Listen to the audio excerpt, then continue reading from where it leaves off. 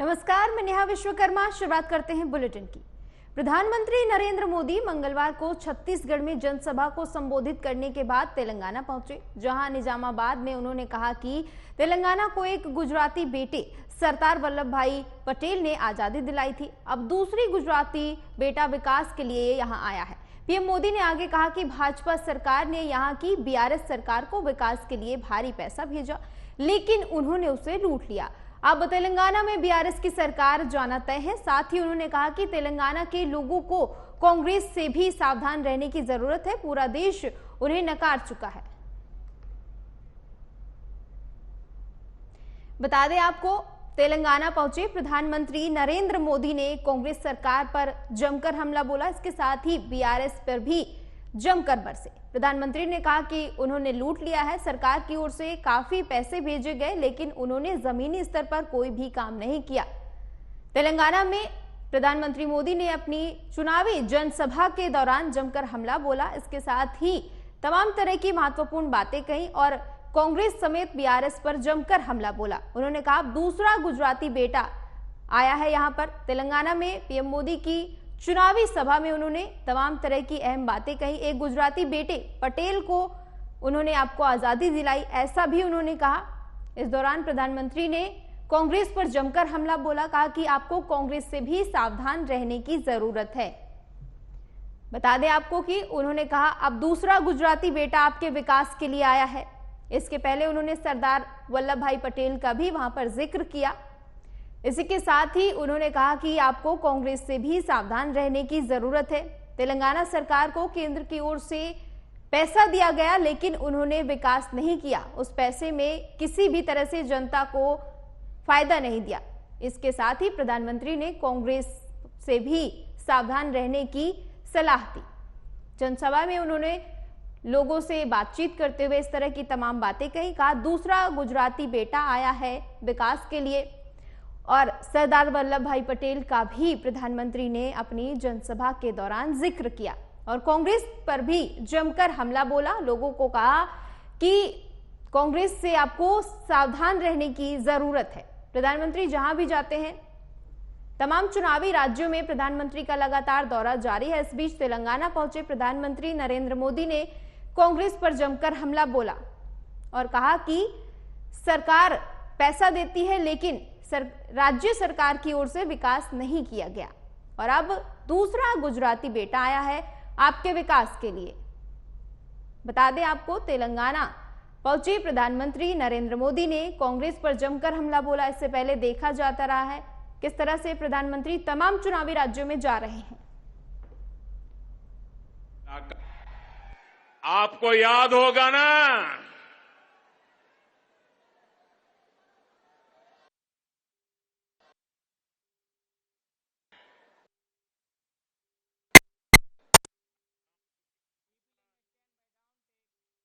और आम आदमी पार्टी की राज्यसभा सांसद संजय सिंह के घर पर बुधवार सुबह 7 बजे ईडी की टीम पहुंची। ये छापेमारी संजय सिंह के दिल्ली वाले घर में हो रही है। बताया जा रहा है कि करीब 7-8 अधिकारी आबकारी नीति के सिलसिले में छानबीन कर रहे हैं। आबकारी नीति केस की चार्जशीट में संजय सिंह का नाम भी है। आप सांसद संजय सिंह के आवास पर ईडी की छापेमारी पर उनके पिता का कहना है कि विभाग अपना काम कर रहा है, हम उनका सहयोग करेंगे। मैं उस समय का इंतजार करूंगा जब उनको क्लियरेंस मिल जाएगी। तो वहीं उद्धव ठाकरे गुट के नेता ने सरकार पर निशाना साधते हुए आनंद दुबे ने कहा कि कल पत्रकारों के यहाँ छापेमारी हुई, शाम को टीएमसी के नेताओं को घसीटा गया और आज संजय सिंह के आवास पर छापेमारी चल रही है। देश में विपक्ष की अब कोई आवश्यकता नहीं बची है।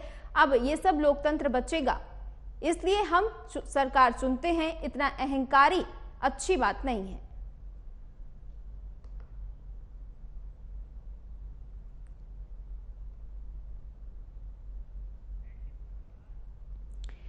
बता दें आपको कि आप सांसद संजय सिंह के घर पर ईडी का छापा चल रहा है, जिसको लेकर उनके पिता ने कहा कि हम सहयोग करेंगे जिस तरह की जो भी कार्रवाई चल रही है। लेकिन शिवसेना नेता की ओर से सरकार पर निशाना साधा गया। उन्होंने कहा कि देश में विपक्ष की अब कोई जरूरत नहीं है। आप सांसद संजय सिंह के घर पर ईडी की छापेमारी, इस दौरान शिवसेना नेता का बड़ा बयान। उन्होंने कहा कि देश में अब विपक्ष की कोई जरूरत नहीं है, टीएमसी नेताओं को घसीटा गया। इसी के साथ ही विपक्ष के तमाम नेताओं पर इसी तरह से कार्रवाई जारी है। डराने की भी तमाम तरह के आरोप हमेशा से केंद्र सरकार पर विपक्ष लगाता रहा है। तमाम सुरक्षा एजेंसियों का उपयोग करने की भी बात विपक्ष की ओर से कही जाती रही है। अब उस पर क्या कहूँ, यही कहूंगा विभाग का अपना काम है, विभाग कर रहा है और मेरे ख्याल से हम लोगों को सहयोग करना चाहिए। आपसे मैं पूछ रहा हूँ कि मणिपुर पर कार्रवाई नहीं होगी और संजय सिंह को सस्पेंड कर दिया जाएगा, बदले कार्रवाई नहीं है तो क्या है, आप बताएं हमको। अगर मणिपुर के सवाल पर बेल में जा करके एक राज्यसभा सांसद के पूछने का धर्म है तो इसलिए सस्पेंड कर दिया जाए कि भरने की भावना नहीं थी, क्या थी, और एक सेशन के लिए सस्पेंड किए गए तो अगले सेशन के लिए भी। ये डिक्टेटरशिप नहीं तो और क्या है। सवाल वो पूछिए जो किसी भी सामान्य नागरिक की समझ में आवे। वो सवाल न पूछिए कि मैं कहूँ 3 धंधों 5 होता है तो आप कहें कि आपको कैसे लगता है 5 है, आपकी समझ में नहीं आता मीडिया के। ये बदले कार्रवाई नहीं है, क्या है, मैं कैसे देखूंगा। मेरे पिता के खिलाफ कार्रवाई हो रही हो, फीलिंग्स मेरे साथ है। I will wait for the time when he will get the clearance.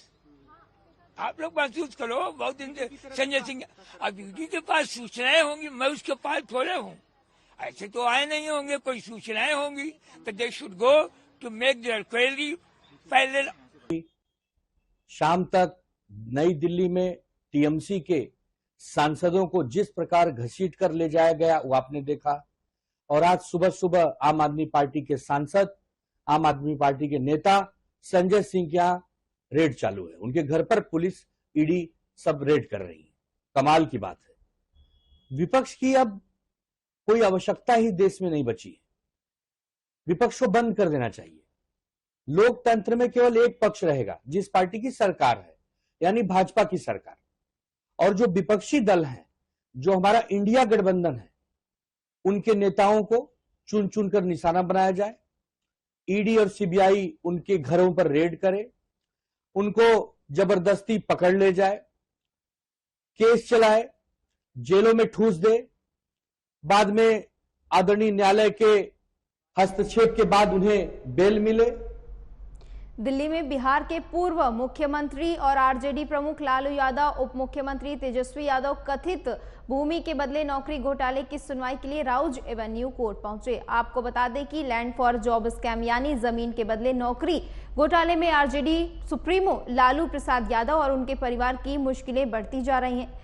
Lalu, Rabri और तेजस्वी समेत 17 आरोपियों की दिल्ली कोर्ट में पेशी है। 22 सितंबर को राउज एवेन्यू कोर्ट ने सभी आरोपियों को समन जारी कर के पेश होने को कहा था। दिल्ली की राउज एवेन्यू कोर्ट ने कथित जमीन के बदले नौकरी घोटाले मामले में आरजेडी की सांसद मीसा भारती को जमानत दी है। बता दें आपको कि लालू यादव की मुश्किलें लगातार बढ़ती जा रही हैं। नौकरी घोटाले मामले में आज सुनवाई होनी है।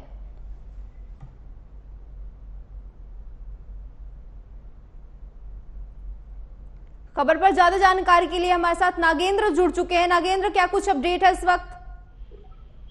जी देखिए, लैंड फॉर जॉब जो घोटाला था उसमें आज लालू परिवार को राउज एवेन्यू कोर्ट से राहत मिली है।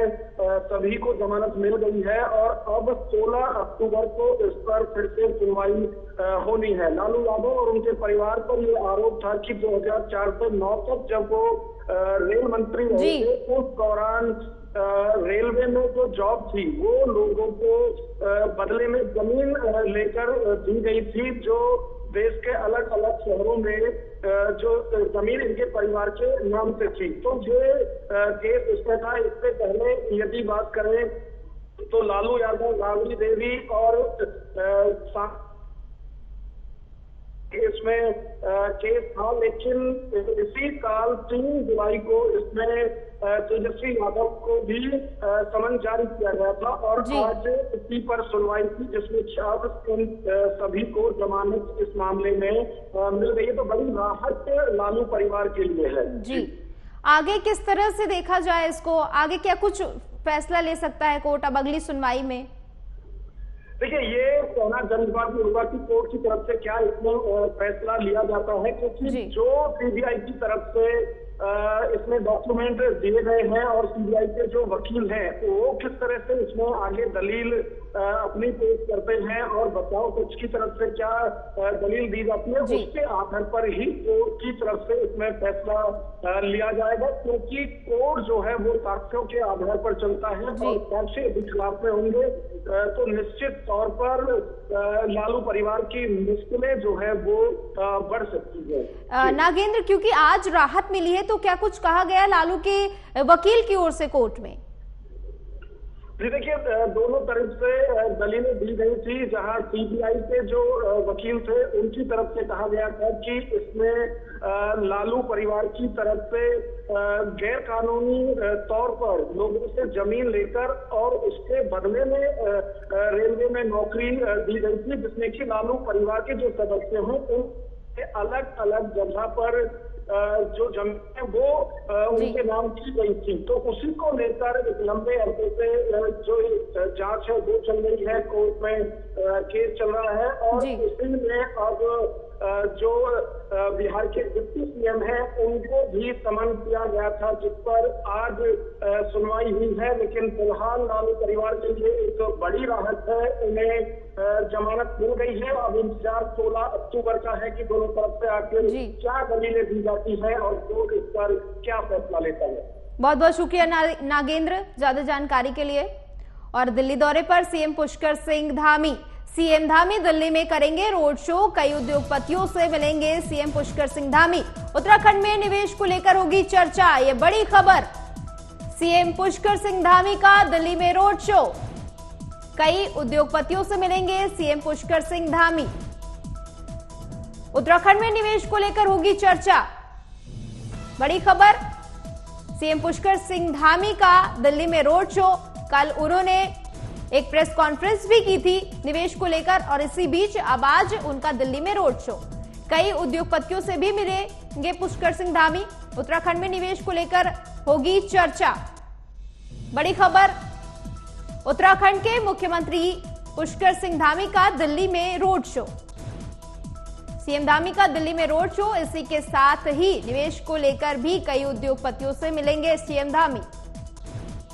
बता दें आपको कि उत्तराखंड में निवेश को लेकर चर्चा होगी, इसी के साथ ही दिल्ली में सीएम पुष्कर सिंह धामी का रोड शो।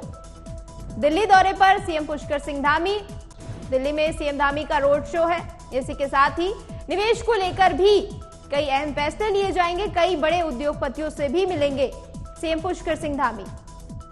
उत्तराखंड में निवेश को लेकर चर्चा की जाएगी, बड़ी खबर। दिल्ली दौरे पर सीएम पुष्कर सिंह धामी, इसके साथ ही दिल्ली में रोड शो भी करेंगे सीएम पुष्कर सिंह धामी।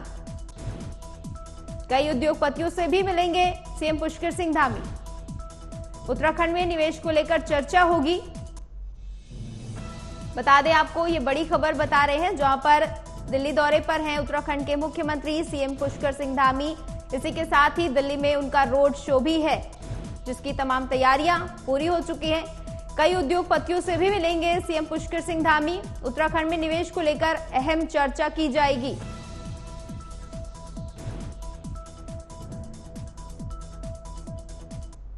खबर पर ज्यादा जानकारी के लिए हमारे साथ योगेश जुड़ चुके हैं। योगेश, क्या कुछ अपडेट है इस वक्त?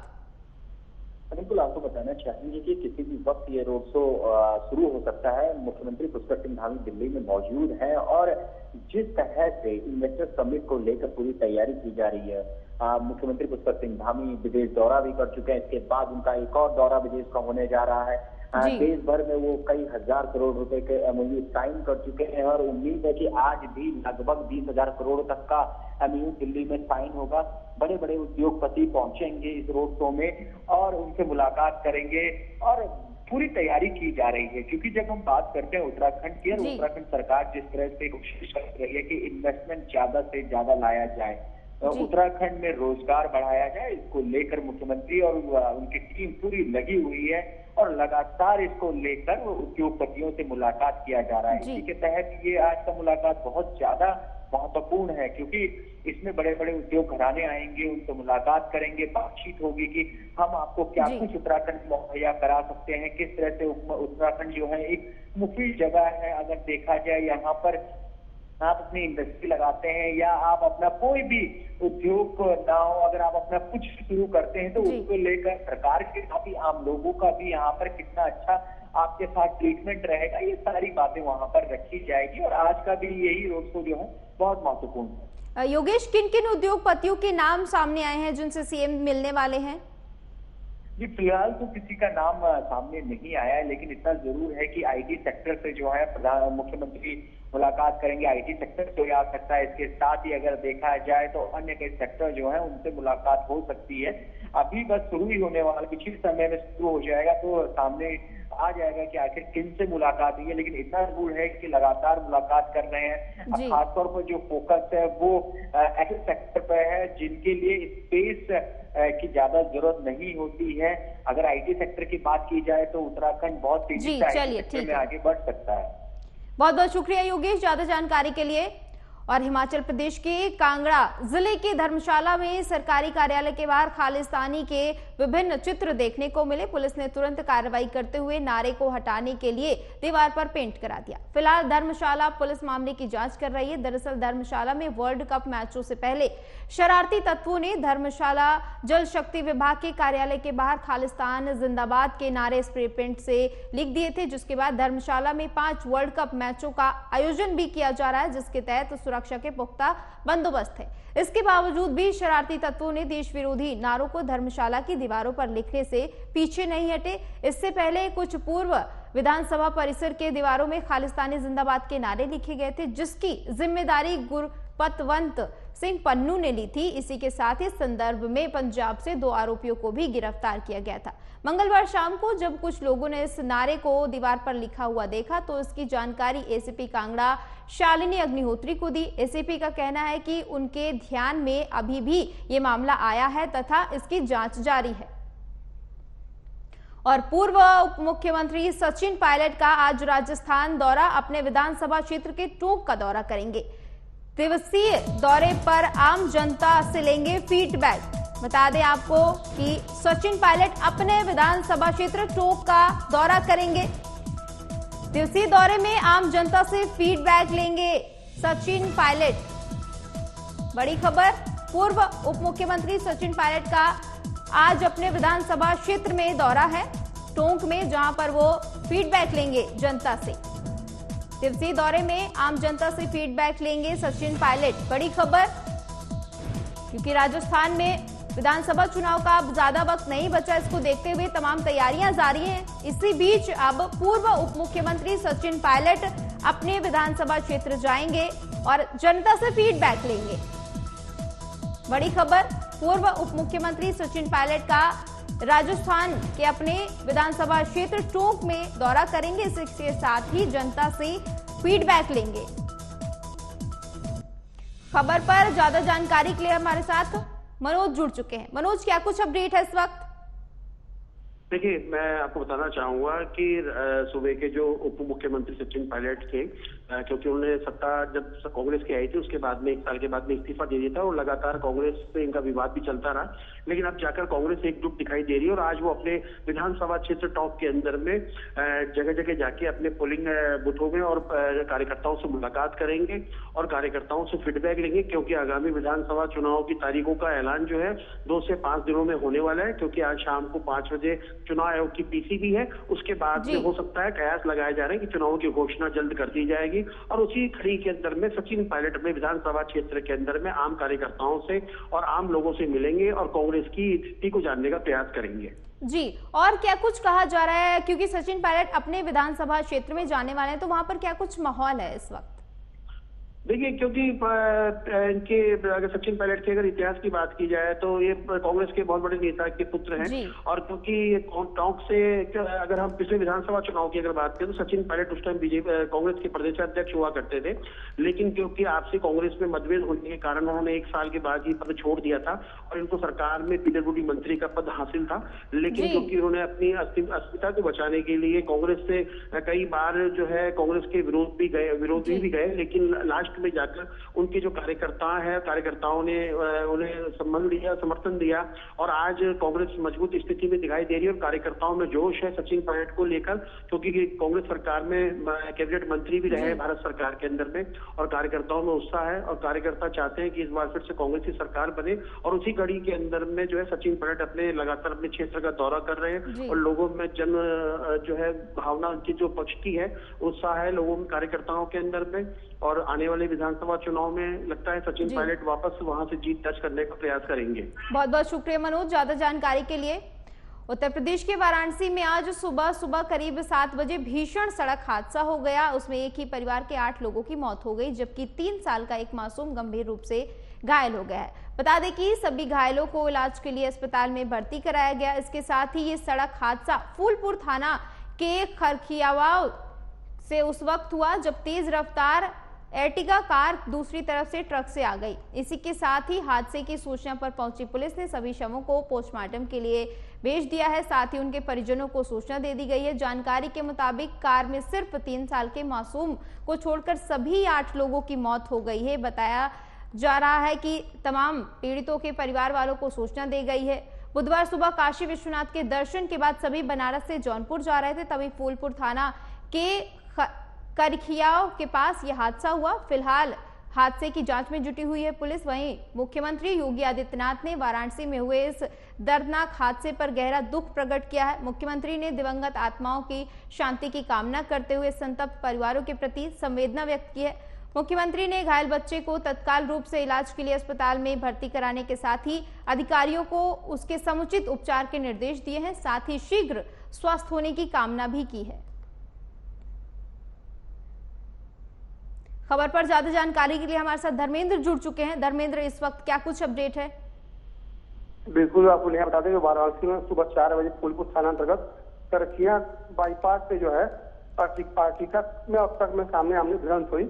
इस वक्त घटना सब सुबह 4 बजे की घटना है। सुबह ड्राइवर समेत 5 पुरुष और 3 महिलाओं का मौके पर ही मृत्यु हो गई। इसके बाद एक 4 वर्षीय बच्चे की हालत नाजुक है, तो मेडिकल अस्पताल में भर्ती कराया गया है। और पुलिस का क्या कुछ कहना है? क्या परिजनों के बारे में पता चला? आपको बता दें कि यह जो है जो घटनाक्रम घटा है, ये तो सभी पीलीभीत के निवासी हैं जो काशी में दर्शन करने आए थे। दर्शन करने के बाद यहाँ वाराणसी से जौनपुर जा रहे थे। जिस बीच जो है आमने सामने भिड़ंत हुई, एक्सीडेंट में जो है घटना घटी, इसमें टोटल ड्राइवर समेत 8 लोगों की मृत्यु हो गई। हादसे का क्या कारण बताया जा रहा है? क्योंकि अभी जांच होगी, लेकिन फिलहाल क्या कुछ संभावनाएं जताई जा रही हैं? बिल्कुल, आप बता दें ट्रक जो है आमने सामने था, एक रनवे में जाने की वजह से ऐसी घटना सामने आ रही है। गलत रास्ते पे आमने सामने गाड़ी के होने से ट्रक के सामने आने से गाड़ी चपेट में आई है। 8 लोगों की मृत्यु हो चुकी है। इसके बाद एक छोटी 4 साल की लड़की बच्ची है, जिसकी हालत नाजुक अभी बनी हुई है, अस्पताल में भर्ती है। और इस बात को लेकर के मुख्यमंत्री योगी आदित्यनाथ ने इस मामले को संज्ञान में दिया है और अधिकारियों को गाइडलाइन दिशा निर्देश दिए हैं और इस घटना को लेकर काफी दुख व्यक्त किया है। बहुत बहुत शुक्रिया धर्मेंद्र, ज्यादा जानकारी के लिए। और जयपुर में आज होगी सर्वधर्म महासभा। जयपुर की बड़ी चौपड़ पर देंगे संयुक्त धरना प्रदर्शन।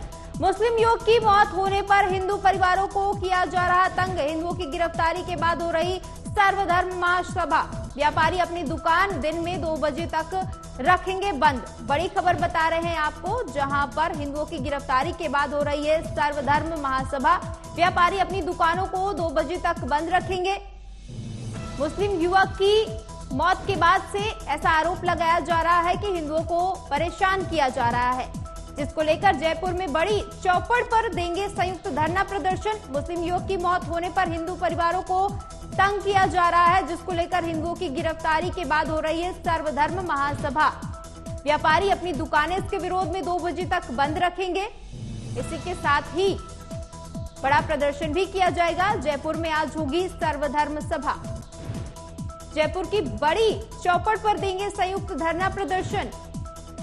मुस्लिम युवक की मौत होने पर हिंदू परिवारों को तंग किया जा रहा है, जिसको लेकर हिंदुओं की गिरफ्तारी की भी बात सामने आ रही है और इसी को लेकर सर्वधर्म महासभा होगी। साथ ही विरोध में व्यापारियों ने भी 2 बजे तक अपनी दुकानें बंद रखेंगे। जयपुर में आज होगी सर्वधर्म महासभा।